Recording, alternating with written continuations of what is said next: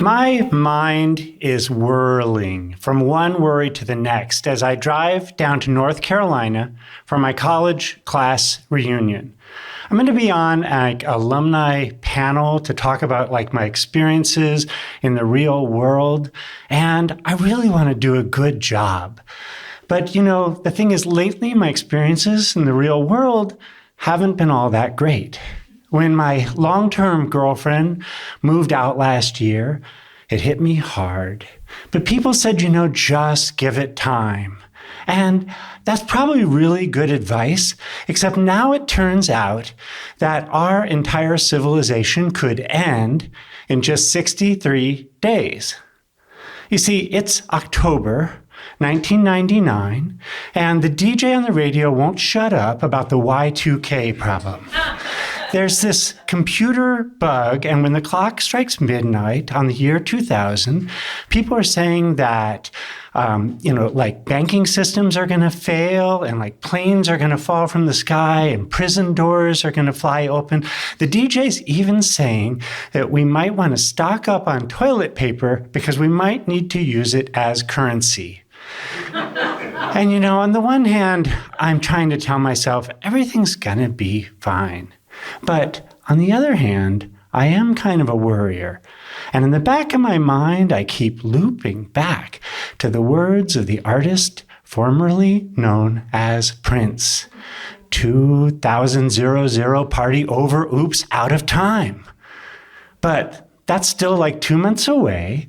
So when I get down to the 10-year college class reunion, everything seems pretty normal. And I'm the first one on the alumni panel. So I'm looking out at this group of fresh-faced, hopeful young faces. And like I said, I want to do a good job for them. So I talk about the work that I do in Washington, D.C., like I'm some kind of sage coming down from the mountaintop. But there's a part of me that wants to say to these kids, don't get your hopes too high, kids, because the real world can let you down. I mean, sure, you might get a good job. You might even find yourself living together with a great romantic partner. But then probably they're going to decide they need to find themselves, and they're going to move out. And they're going to take the good couch and leave you with the emotionally disturbed cat.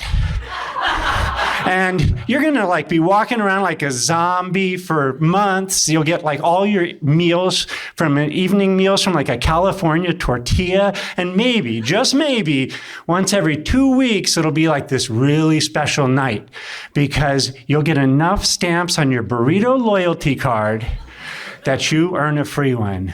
And you'll come home on those nights to your dark garden apartment. You'll give your cat his meds so he won't be dangerous.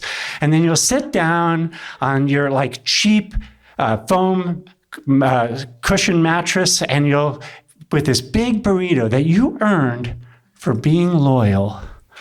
And you'll think, if only I had someone to share this with. That's the real world, kids, I want to say. But I'm not here to crush dreams, so I keep to the positive professional stuff, and then I kind of hand things off to the next speaker on the panel, this woman named Julie, who I kind of remember from college as this cute kind of bohemian girl who did the coffee houses.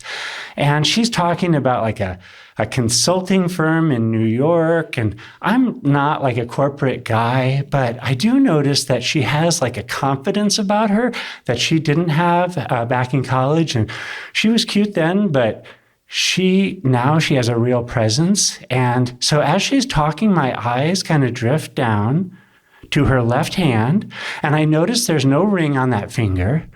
And I think for a second, well, she's in New York, I'm in DC, we could maybe make that work, couldn't we?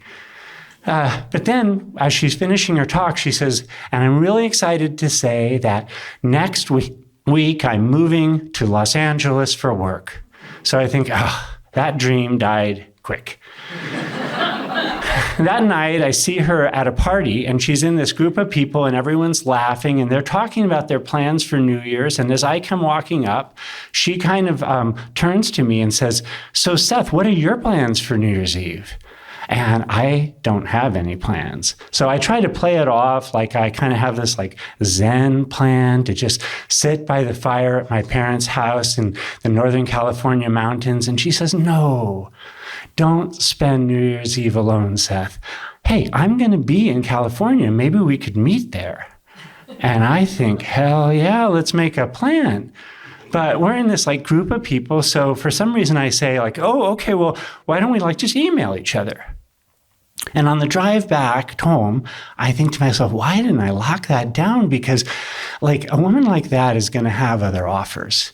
So, when I get to the office the next week, I sit down at my computer and instead of working, I fire up my Hotmail and I spend like an hour and a half just like composing this supposedly casual email. And the title is something like California Girl. And then I say something like, hey, Julie, how's things going for you in California? And the next day she sends me a message back. It's this great message about how she rented a convertible and she took a drive up the coast. And I can totally picture her with the wind blowing through her hair. And I should mention New Year's Eve right away, but for some reason, there's no good reason. I just delay. So it takes several days of back and forth emails before I finally send a message saying, by the way, have you made plans for New Year's Eve? And she writes back saying, how about we meet in San Francisco? And I think, hell yeah.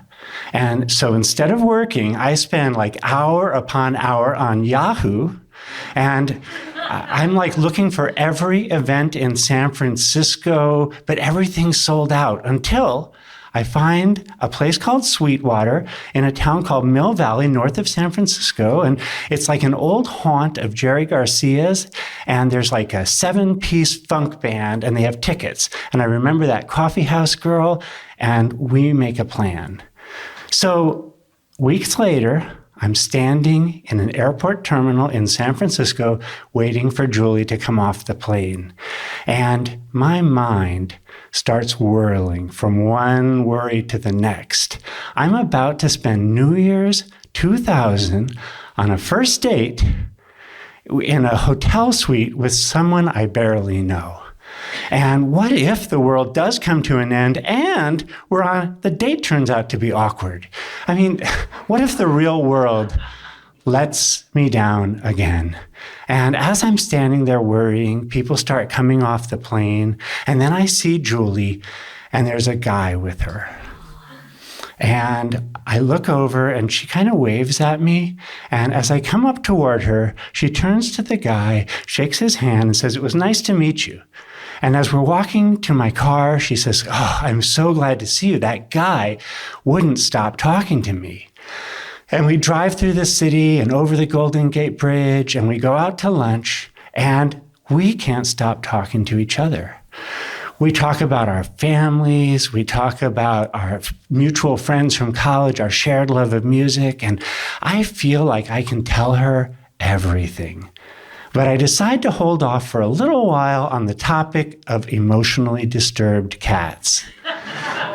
But later that day, we check into our hotel. It's starting to get dark, and Julie's kind of exhausted, and she falls asleep on the couch. So I take a pillow and I put it under her head, and I put a blanket over her, and I go in the other room to watch the news. And I see pictures of fireworks in London and then New York. And when it's time to go out that night, the sky is kind of purple, but there are no planes falling from it. And the ATM machine in the lobby still works. And when we get to Sweetwater, it's dark and hazy, and Julie's wearing this fuzzy sweater and this red silk skirt. And she kind of pulls my arms around her as she turns to watch the band. And she kind of leans back toward me and she says, "By the way, thanks so much for that pillow and blanket back in the hotel. That felt really good." And that's when I remember that there's kind of a tradition where you're supposed to kiss your date when the clock strikes midnight on New Year's. So I'm suddenly really looking forward to that countdown.